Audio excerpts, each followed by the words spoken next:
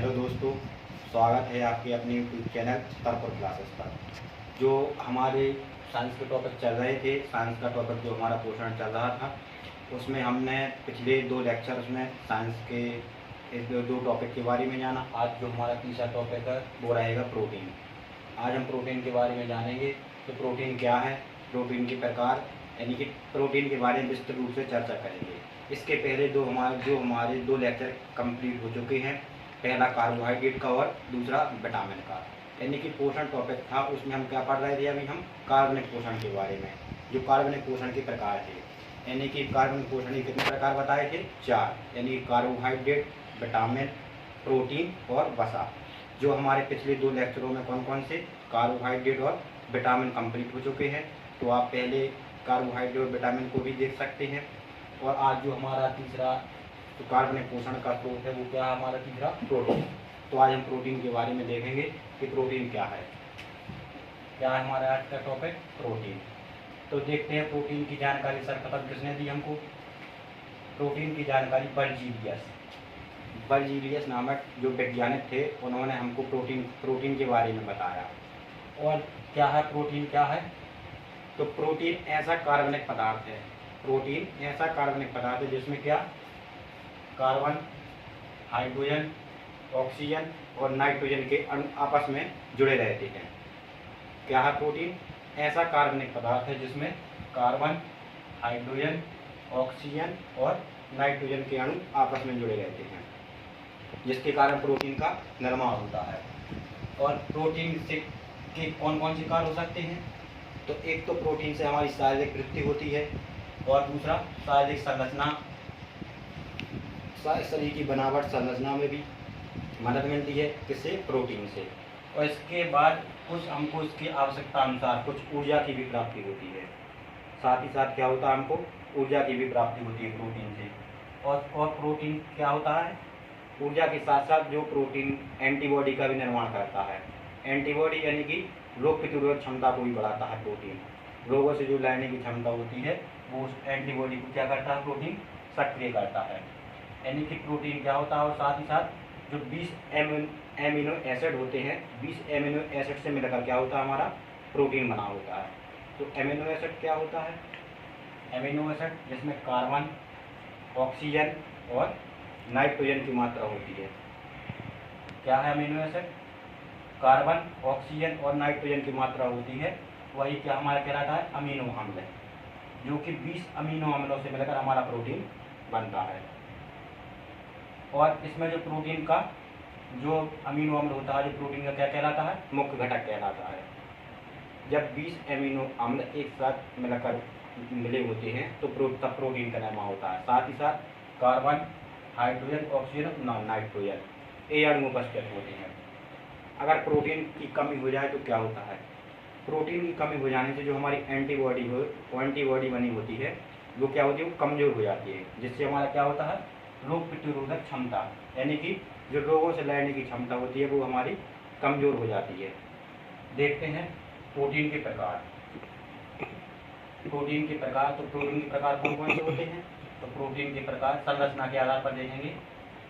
तो प्रोटीन के प्रकार संरचना के आधार पर 2 प्रकार के होते हैं। पहला कौन सा? रेशेदार प्रोटीन और दूसरा कणकदार प्रोटीन।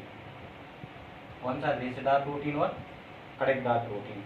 तो रेशेदार प्रोटीन क्या होता है? जो जल में आप विलय होते हैं, अर्थात जो जल में पूर्ण तरीके से भी विलय नहीं हो पाते हैं, वो क्या होते हैं? रेशेदार प्रोटीन। और कणकदार प्रोटीन कौन क्या होते हैं? जो कणों के रूप में होते हैं, यानी कि कणों के रूप में जो होते हैं वो क्या होते हैं? कणकदार प्रोटीन होते हैं। साथ ही साथ क्या होते हैं? वे कणकदार प्रोटीन आम्ल, क्षार और जल में भी विलय होते हैं।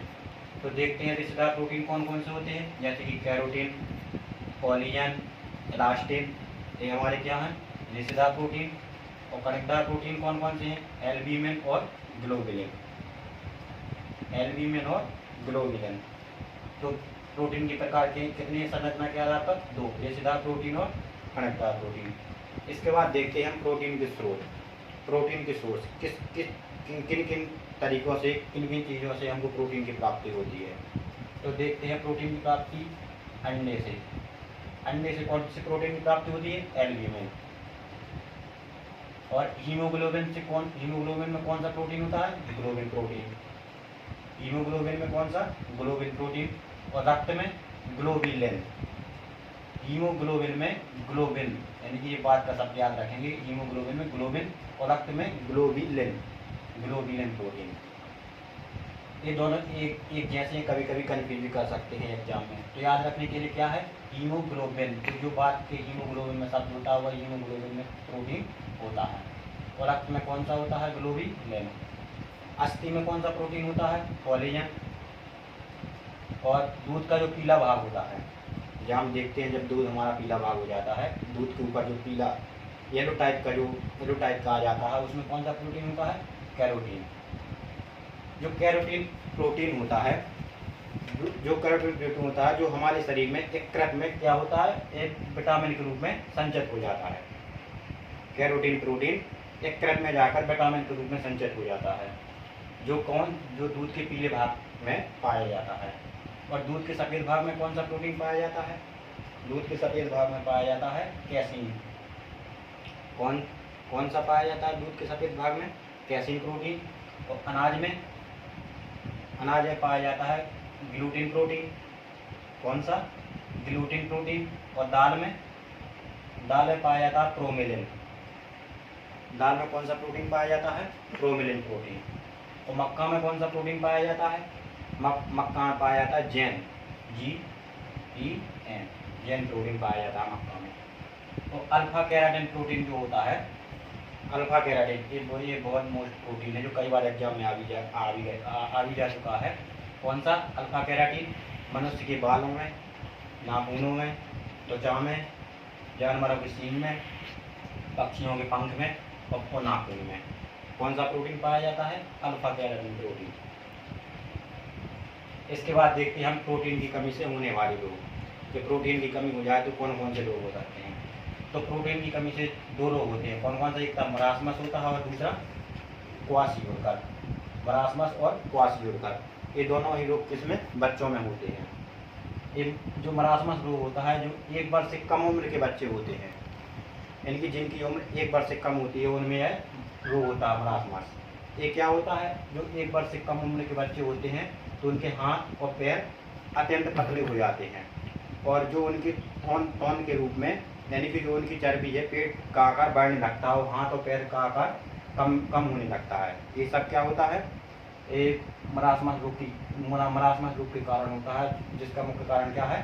प्रोटीन की कमी। और जो क्वाशियोरकर रोग होता है, क्वाशियोरकर रोग ये 5 वर्ष के बच्चों में होता है, यानी कि इसी तरह से इनके हाथ पांव पतले हो जाते हैं और इनकी तौन जो होती है वो निकली हुई होती है। वही क्या होता है? वही क्वाशियोरकर रोग होता है। इसके बाद देखते हैं हम प्रोटीन का परसेंटेज, यानी कि कौन सी चीज़ों में, किस प्रकार के पदार्थों में प्रोटीन सबसे ज़्यादा पाया जाता है। प्रोटीन की मात्रा किन किन में होती है और कितनी होती है। तो देखते हैं, प्रोटीन की जो सर्वाधिक मात्रा होती है वो होती है सोयाबीन में। जो प्रोटीन का सबसे अच्छा स्रोत है, जो परसेंटेज प्रोटीन की प्राप्ति सबसे अच्छी किस्म होती है? सोयाबीन में। कितनी? 40 से 42%। और जो हमारा मछली का तेल होता है, फिश, उसमें कितनी होती है? 17%। और दालों में कितना होता है? 20 से 25%। और दूध में 3 से 3.5%। अंडे में 13%। और मूंगफली में 26%। और रक्त में 7%। तो ये क्या है? प्रोटीन का परसेंटेज। तो आज हमने क्या देखा? प्रोटीन के बारे में जाना। प्रोटीन की जानकारी सर्वप्रथम किसने दी? बर्जीलियस ने। अर्थात कार्बन, हाइड्रोजन, ऑक्सीजन और नाइट्रोजन के अणु जब आपस में मिलते हैं तो क्या होता है? प्रोटीन बनता है। और यह प्रोटीन कितना होता है? 20 एमिनो एसिड से मिलकर बना होता है। एमिनो एसिड का मतलब, यानी कि जिसमें क्या होता है? कार्बन, ऑक्सीजन और नाइट्रोजन की मात्रा होती है, उसको क्या कहते हैं? अमीनो अम्ल कहते हैं। तो बारे में जो उसके प्रोटीन के इम्पोर्टेंट फैक्ट आते थे, क्वेश्चन आते थे जो एग्जाम में बनने की इनकी संभावना थी, तो उनके बारे में जाना। तो चैनल पर प्यार बनाए रखिए, चैनल को सब्सक्राइब कीजिए, लाइक और शेयर कीजिए। धन्यवाद। जय हिंद, जय भारत।